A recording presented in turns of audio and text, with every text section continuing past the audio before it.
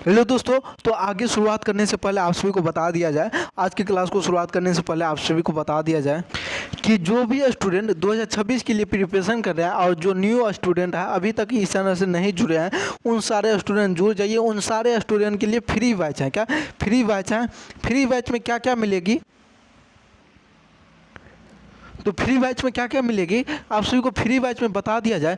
इतना सारे एस्टीमेट मिलने वाला है जिसमें से चैप्टर वाइज थ्योरी होगी। अगर थ्योरी आप सभी कंसेप्ट क्लियर हो चुकी रहती है तो क्वेश्चन बनने में आसान हो जाएगा। अगर कोई भी क्वेश्चन का कॉन्सेप्ट क्लियर नहीं होगा तो क्वेश्चन, कोई भी आसान भी क्वेश्चन आप सभी को हार्ड लगेगा। क्या हार्ड लगेगा? कैसे? क्या कि आप सभी को कॉन्सेप्ट क्लियर नहीं है। कैसे किसी को आईआईटी, जेईई मेंस, नीट निकल जाती है, तो आप सभी को पता होगा कि सबसे पहले उन सब स्टूडेंट क्या करता है सबसे पहले थ्योरी पढ़ती है। क्या थ्योरी पढ़ती है, उनके बाद क्वेश्चन करता है, उनके बाद पीवाईक्यू करता है। उसी तरह से आप सभी को सिस्टमैटिक तरीके से लाया गया है। Chapter wise theory, chapter wise top 32 से 100 क्वेश्चन, इस चैप्टर से 100 क्वेश्चन रहेगी। तो लगभग 2-3 लेक्चर बन सकती है। तो आप सभी जरूर सारे लेक्चर कोशिश करिएगा देखने का। इनके बाद 5000 क्वेश्चन महामैराथन क्लासेस चलेगी। पीडीएफ बिल्कुल फ्री में टेलीग्राम ग्रुप में मिलेगा। क्यूज होगी कब? जब हर सब्जेक्ट से 5-5 चैप्टर खत्म हो जाएगी। तो अभी जो शुरुआत करने जा रहे हैं बीएससी नर्सिंग 2026 के लिए रिप्रोडक्शन, क्या सेक्सुअल रिप्रोडक्शन थ्योरी क्लासेज है, जिसमें पिछले क्लास में लगभग थ्योरी कर लिए थे। अगले क्लास में जो अभी जो शुरुआत करने जा रहे हैं, इसमें शुरुआत करने से पहले आप सभी को ये सारे जानकारी दे दिया गया। जो भी नया स्टूडेंट है वो सारे स्टूडेंट जुड़ जाइए। अब चलिए शुरुआत करते हैं क्लास को। क्या क्लास को शुरुआत करते हैं? तो पिछले क्लास में या इससे पहले तक पढ़ लिए थे। क्या तो अभी पढ़ने जा रहे हैं लैंगिकता के आधार पर जीवों का प्रकार कैसे होता है। यौन प्रजनन, क्या यौन प्रजनन सेक्सुअल रिप्रोडक्शन करने वाले जीव को उनके लैंगिक संरचना के आधार पर वर्गीकृत किया जाता है। किसके आधार पर वर्गीकृत किया जाता है? मतलब बांटा जाता है। लैंगिक संरचना के आधार पर क्या किया जाता है? वर्गित, मतलब बांटा जाता है। किनको? लैंगिकता के आधार में क्या होती है कि रिप्रोडक्शन जो होती है, सेक्सुअल रिप्रोडक्शन, जिसमें जीव क्या करते हैं, लैंगिक संरचना के आधार पर वर्गीकृत, मतलब बांटा जाता है। इनके बाद देखने को मिलेगा द्विलिंगिक, मतलब द्विलिंगी या उभयलिंगी क्या होती है? यह ऐसा जीव होता है जिसमें एक ही शरीर में नर और मादा दोनों जनन अंग होते हैं। क्या एक ही शरीर में द्विलिंगी या उभयलिंगी में क्या होती है? नर और मादा दोनों एक ही जीव के अंदर होती हैं। उदाहरण के लिए देखा जाए केचुआ, क्या केचुआ अर्थवर्म जिसको बोलते हैं, और कुछ पौधा जैसे गुड़हल जो होती है यह खुद के पौधे में होती है। क्या खुद के पौधे में क्या होती है? फर्टिलाइजेशन होती है। किस चीज़ का? मादा और शुक्राणु, यानी कि मादा और नर का काम करने का काम करती है। ठीक। और ये स्वतः निषेचन करता है। क्या सेल्फ फर्टिलाइजेशन करता है? स्वतः निषेचन मतलब सेल्फ फर्टिलाइजेशन, खुद से फर्टिलाइजेशन करता है। फर्टिलाइजेशन मतलब होता है विस्तार, मतलब फैलना। ठीक।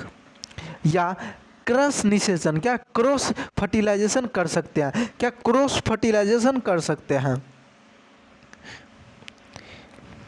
इसमें कौन कौन सा होता है? स्वतः निषेचन होता है और क्रॉस निषेचन होता है। किस में? द्विलिंगी या उभयलिंगी में। अब एक लिंगी क्या होता है? क्या एक लिंगी क्या होता है? पीडीएफ के लिए विजिट कहाँ करना है? Telegram group. क्या टेलीग्राम ग्रुप का लिंक कहाँ है? अबाउट सेक्शन में। और पीडीएफ ये कहाँ मिलेगा? अबाउट सेक्शन में, जो टेलीग्राम ग्रुप है उसमें।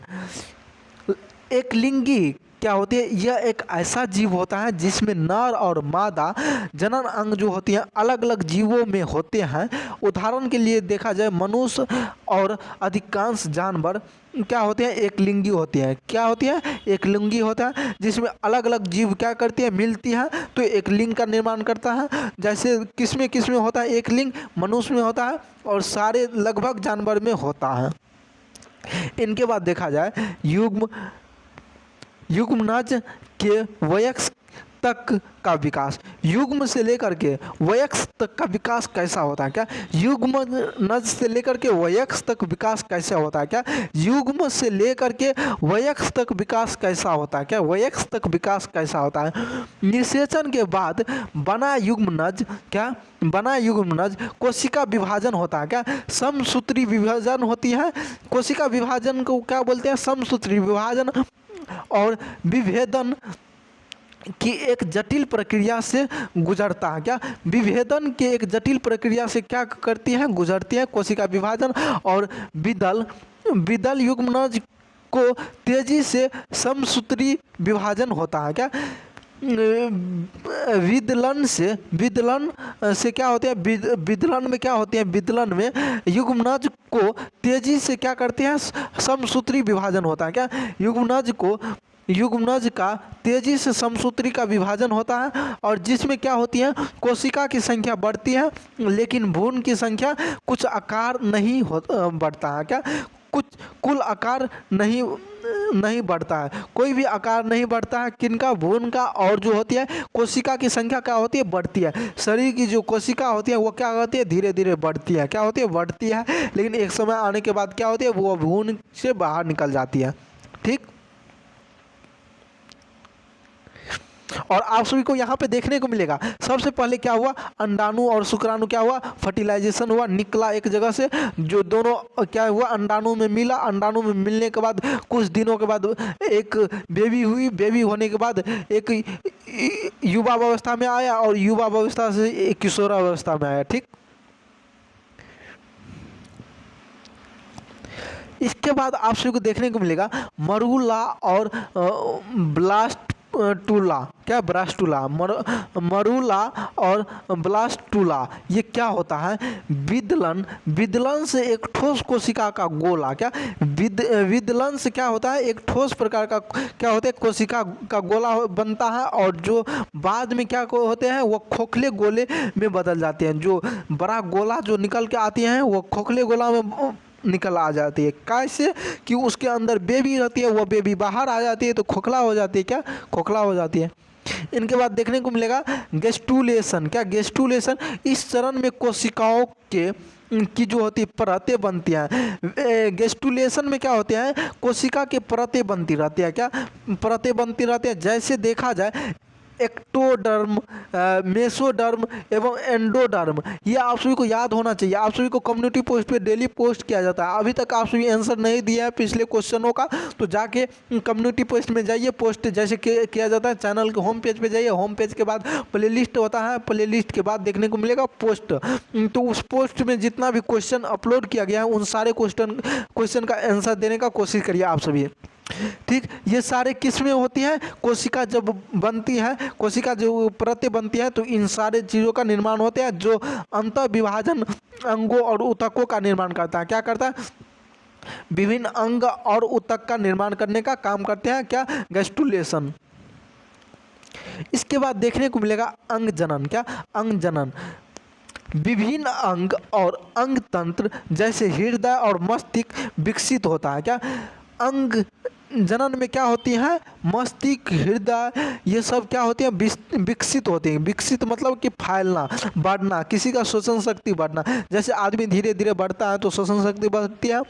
तो अंग जनन में क्या होती है, अंग और अंग तंत्र जितने भी होते हैं, हृदय, मस्तिष्क, जैसे अलग अलग पार्ट शरीर का, बॉडी का हर और पार्ट, उसमें क्या होती है, विकसित होता है। क्या, और यह एक प्रक्रिया जन्म तक जारी रहती है। क्या, जन्म तक जारी रहती है। जब तक जन्म होती है तब तक पेट में जो होती है ये प्रोसेस होती रहती है। किस में होती रहती है, जो ओवन होते हैं उसमें ये प्रोसेस चलती रहती है। आप सभी को कभी भी पेट में नहीं बोलना है ये जो है बेबी होती है। कहाँ होती है बेबी, तो आप सभी को दिखाया जा रहा है इस चैनल के माध्यम से, तो आप सभी जुड़े रहिएगा।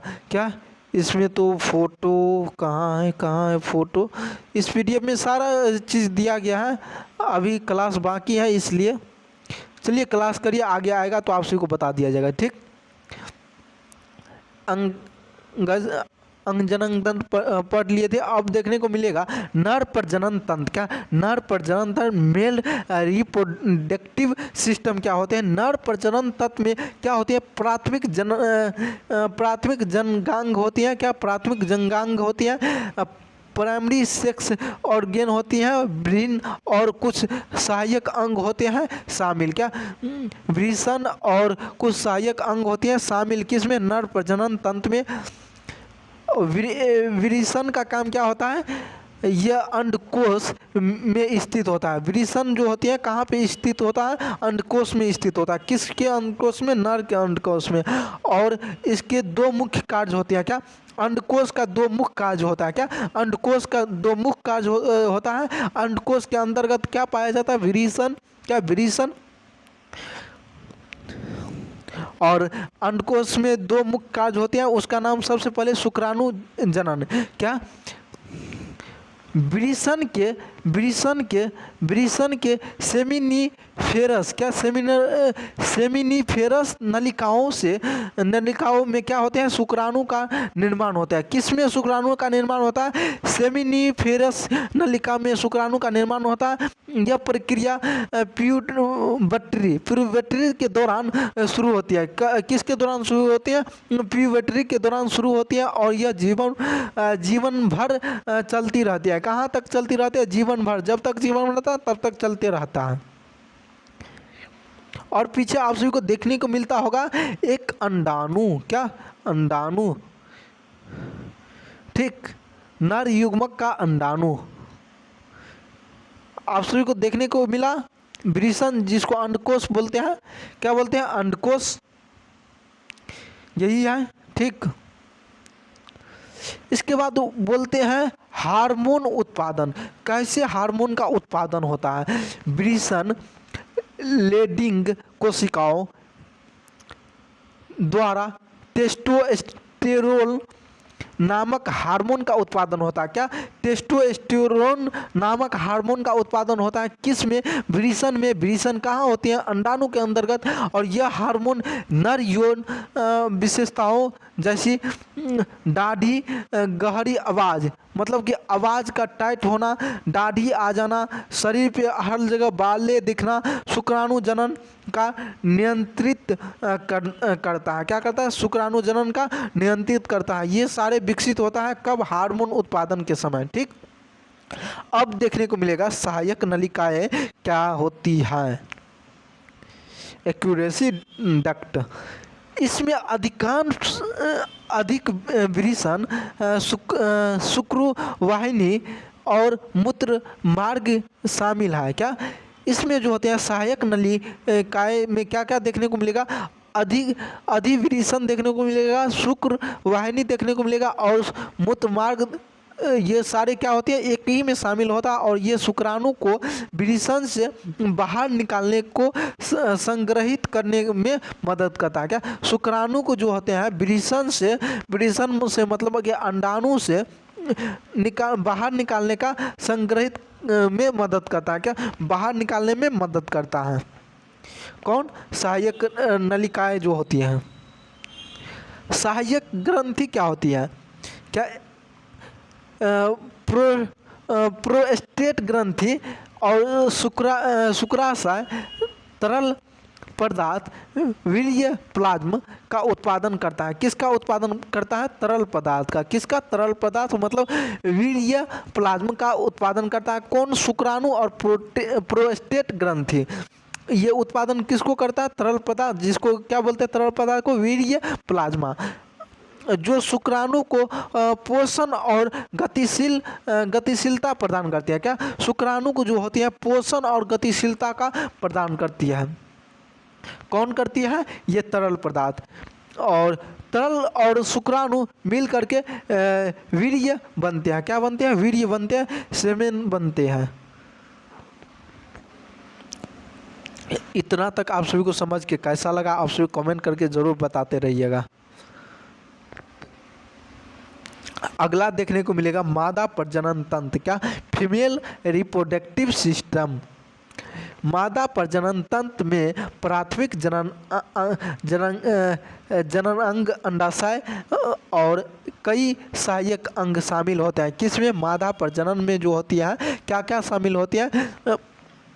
प्राथमिक जनन अंडाशय जो होती है वह शामिल होते हैं। इस तरह से कई सहायक अंग शामिल होते हैं। किसमें? मादा प्रजनन में। जैसे कि देखा जाए अंडाशय होते हैं, अंडाणु जनन होती है। अंडाशय में देखा जाए ये पेट के निचले हिस्से में। क्या?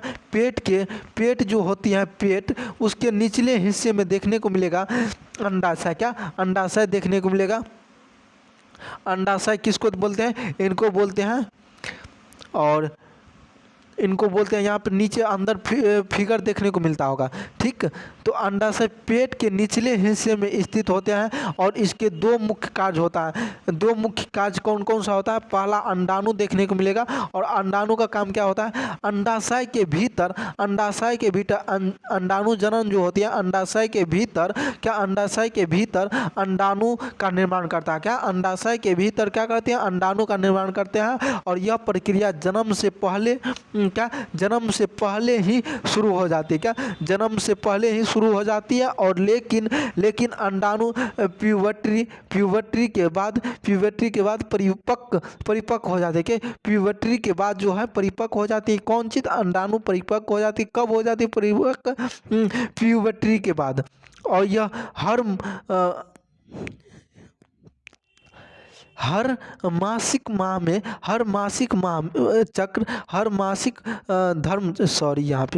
मासिक धर्म चक्र जो होती है में एक अंडाणु मुक्त होता है। क्या, एक अंडाणु जो होते हैं मुक्त होती है। कब? हर मासिक धर्म चक्र में।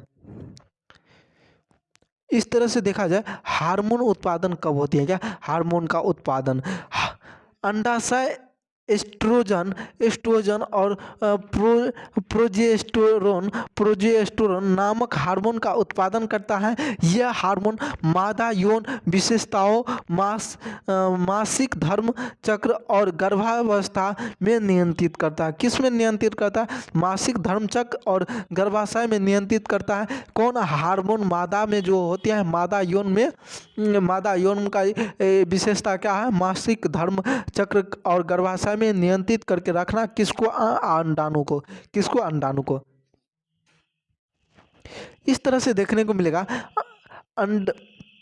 अंडवाहिनी। क्या, अंडवाहिनी ये नलिकाएं अंडाशय के गर्भाशय, क्या, अंडाशय से गर्भाशय तक जाती है। क्या, ये नलिकाएं जो होती है, अंडवाहिनी जो होती है, ये अंडाशय से लेकर के गर्भाशय तक पहुंचती है। निषेचन, फर्टिलाइजेशन, निषेचन का मतलब होता है फर्टिलाइजेशन, आमतौर पर यहीं पर होता है। कहाँ पे होता है फर्टिलाइजेशन?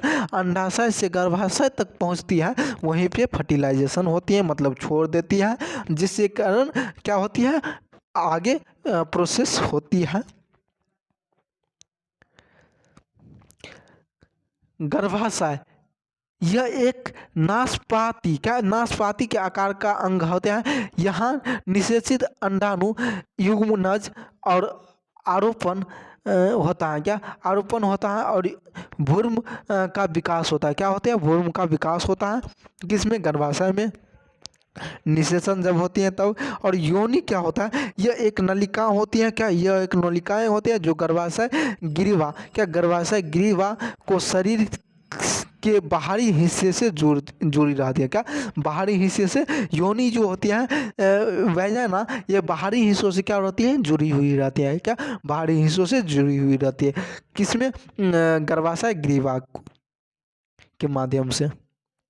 इसके बाद आप सभी को देखने को मिलेगा हार्मोनल नियंत्रण। क्या, हार्मोनल नियंत्रण क्या होता है? Hormonal control. दोनों प्रणालियों का नियंत्रण एक जटिल हार्मोनल फीडबैक लूप द्वारा होता है, जिसको हाइपोथैलेमस पिट्यूटरी ग्लैंड अक्ष बोलते हैं। क्या, हाइपोथैलेमस पिट्यूटरी ग्लैंड अक्ष बोलते हैं। क्या बोलते हैं? हाइपोथैलेमस पिट्यूटरी ग्लैंडल अक्ष बोलते हैं। यह किस लिए इसको बोलते हैं? क्यों बोलते हैं? यह कहाँ होती है? यह क्या करती है? जटिल हार्मोन को पैक करके रखता है। क्या, बैठा के रखता है, एक रूप में रखता है। क्या, रूप में रखने का काम करता है। इसके बाद देखने को मिलेगा हाइपोथैलेमस। क्या, हाइपोथैलेमस यह एक गोनाडोट्रोपिन, क्या, गोनाडोट्रोपिन रिलीजिंग हार्मोन है। क्या, GnRH गोनाडोट्रोपिन रिलीजिंग हार्मोन का स्रावित करता है। कौन? हाइपोथैलेमस। किसका स्रावित करता है? तो GnRH का full form gonadotropin releasing hormone होता है। ठीक।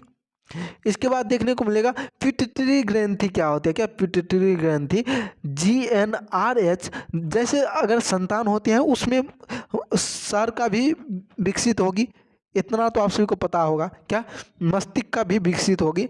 इसी तरह इसी के बात पे विकसित का भी बारे में चर्चा किया गया है इस चैप्टर में। ठीक, तो यहाँ पे पिट्यूटरी ग्रंथि है, इसमें GnRH मतलब क्या होता है, गोनेडोट्रोपिन रिलीजिंग हार्मोन होती है के प्रभाव में यह दो हार्मोन FSH मतलब क्या होता है, फॉलिकल स्टिम्युलेटिंग हार्मोन। क्या स्टिम्युलेटिंग हार्मोन होती है। और LH मतलब ल्यूटेनाइजिंग, क्या ल्यूटेनाइजिंग हार्मोन का स्थापित करता है। कौन, पिट्यूटरी ग्रंथि में जो ये GnRH का प्रभाव में होती हैं दो हार्मोन, जिसका नाम क्या है, FSH और दूसरा LH। FSH का फुल फॉर्म होता है फॉलिकल स्टिम्युलेटिंग हार्मोन और LH का फुल फॉर्म होता है ल्यूटेनाइजिंग हार्मोन। ठीक, ये दोनों का क्या करते हैं, स्रावित करता है। इनके बाद देखने को मिलेगा नया टॉपिक का नाम है गोनाड, जिसको बोलते हैं वृषण और अंडाशय। क्या वृषण और अंडाशय क्या अंडाशय। और FSH और LH क्रमशः शुक्राणु जनन अंडाणु जनन का उत्सर्जित करता है। क्या उत्तेजित करता है। अंडाणु जनन और शुक्राणु जनन को ये क्या करता है, उत्तेजित करता है। कौन, FSH जो होती है हार्मोन और LH हार्मोन, ये दोनों क्या करते हैं, अंडाणु शुक्राणु को उत्तेजित करने का कोशिश करता है, यानी कि ये करता है। साथ ही टेस्टोस्टेरोन, एस्ट्रोजन और प्रोजेस्टेरोन का उत्पादन भी को बढ़ाता है। क्या इनका भी उत्पादन को बढ़ावा देता है। किनका उत्पादन, एस्ट्रोस्टेरोन, एस्ट्रोजन एवं प्रोजेस्टेरोन, ये तीनों चीज़ का बढ़ावा देता है। कौन, ये जो होते हैं अंडाणु और शुक्राणु जब उत्सर्जित होता है तब ये सारे चीज़ का उत्पादन होता है। ठीक, आप सभी को कैसा लग रहा है समझ के आप सभी जरूर कमेंट करके बता सकते हैं। और इस क्वेश्चन का राइट आंसर बताइए। यानी कि ये जो होती है निषेचन और गर्भावस्था, निषेचन फर्टिलाइजेशन एवं प्रेगनेंसी। निषेचन जब एक शुक्राणु अंडाणु के संपर्क में आता है। क्या एक शुक्राणु जो होती है जो अंडाणु के संपर्क में आता है तो एक युग्मनज बनाते हैं। क्या बनाता है, युग्मनज बनाते हैं, संलयन बनाते हैं। जो विदलन निषेचन के बाद युग्मनज तेजी से विभाजित होकर के एक मरूला और फिर ब्लास्टोसिस्ट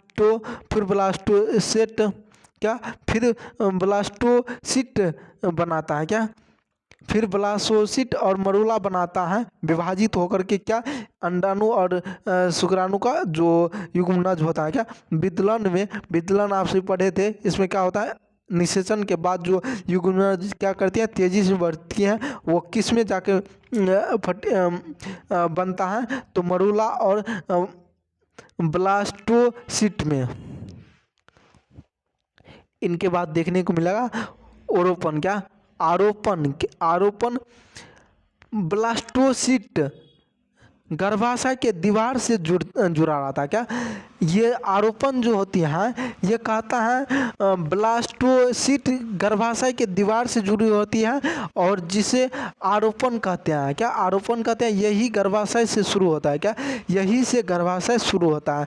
कहाँ से गर्भाशय शुरू होता है, ब्लास्टोसिस्ट जो होती हैं गर्भाशय के दीवार से अटैच रहती हैं, जुड़ी हुई रहती हैं, जो आरोपण कहलाता है। क्या आरोपण कहलाता है, उसी को क्या कहते हैं, गर्भाशय शुरू होते हैं। वहीं से क्या होते हैं, गर्भाशय शुरू होते हैं, या उसी को गर्भाशय कहते हैं। भ्रूण का विकास, भ्रूण का कैसे कैसे विकास होता है वह जानते हैं। भ्रूण और गर्भाशय के बीच प्लेसेंटा, क्या प्लेसेंटा नामक एक अस्थाई अंग विकसित होता है। क्या अस्थाई अंग विकसित होता है कहाँ पे?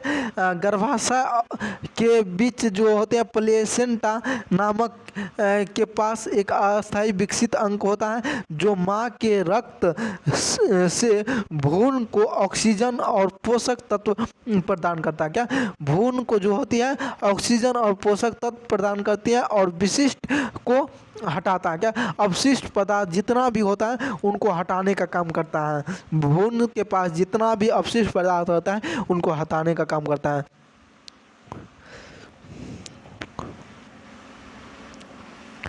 इनके बाद देखने को मिलेगा आनुवांशिक योगदान। क्या आनुवांशिक योगदान? शुक्राणु और अंडाणु दोनों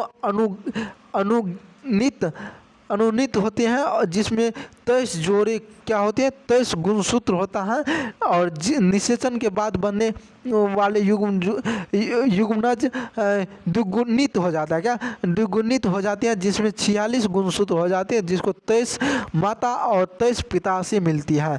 क्या अंडाणु और शुक्राणु जो होती है 23 की गुणसूत्र होते हैं जिसमें माता से 23 और पिता से 23 आती है जो 46 मिल के हो जाती है।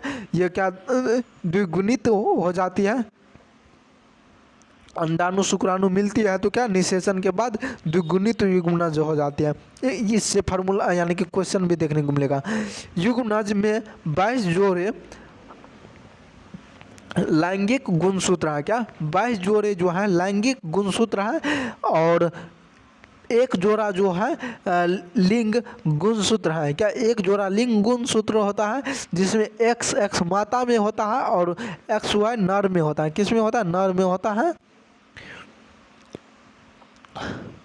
इनके बाद देखने को मिलेगा यह आनुवांशिक मिश्रण ही है जो आनुवांशिक विविधता को जन्म देता है जो मानव प्रजाति को अनुकूलन और विकास के महत्वपूर्ण करता है। क्या विकास के लिए महत्वपूर्ण करता है।